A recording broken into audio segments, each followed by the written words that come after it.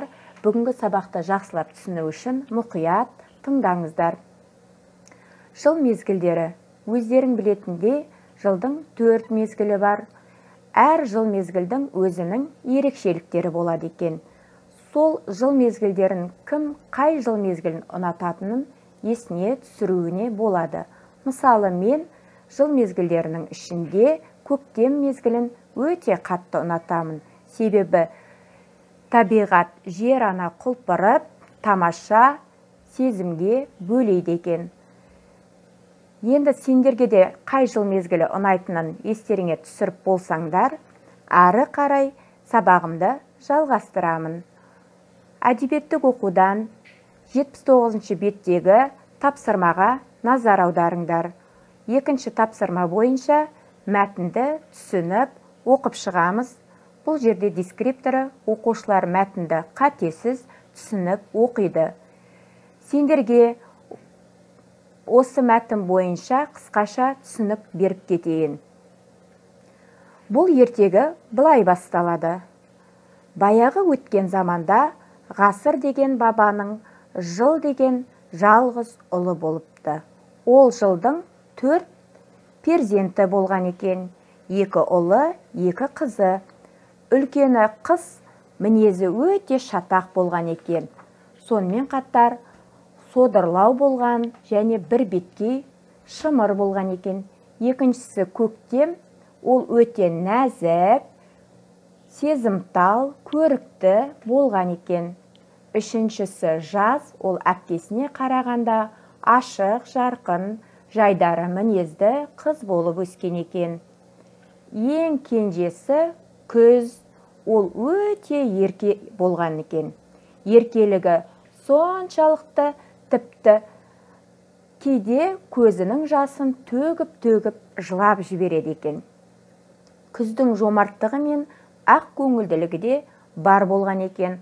Сол себепті де барлығы ұнатқан екен. Осы жерде ертегіге қарап отырсаңдар, жылдың әр мезгіліндегі ерекшеліктерді кейіпкерлердің мінезіне сипаттағанын байқайсыздар. Осы жерде кімнің мінезі қай жыл мезгілінде сәйкес келгенін өздеріңіз аңғарып қарауларыңа болады. Сендерге берілетін ертегі мазмұны бойынша кестені толтыру керексіңдер. Ол үшін оқулықтағы 3-ші тапсырмаға назар аударыңдар. Бұл жерде мысал ретінде сендерге көктем мезгілін көрсеткен. Жаңа басында айтып кеткендей, көктем көрікті, сұлу қыз, жаны нәзік, сезімтал болды. Енді осы жерде өзіңнің пікіріңді көрсетіп жазасың. Ары қарай қыз қандай еді жаңа?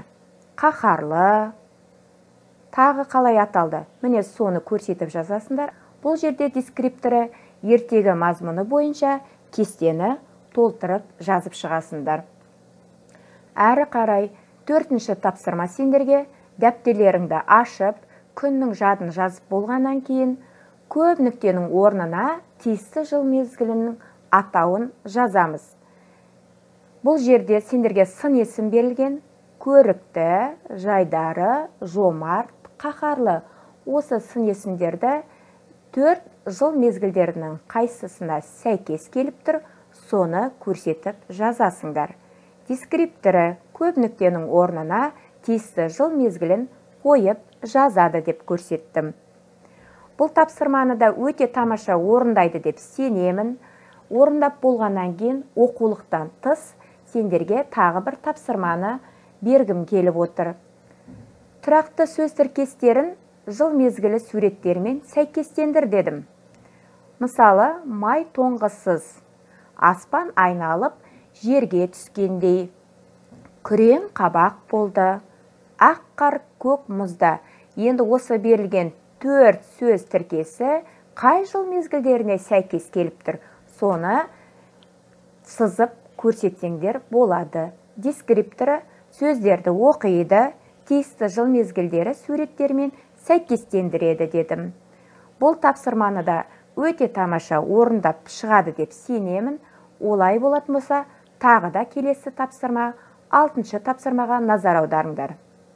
дерек көздерді пайдаланып жауап береміз. Шырша берілген суретте, осы шырша неге жыл бойы жап-жасыл? Неліктен деп ойлайсыңдар балалар?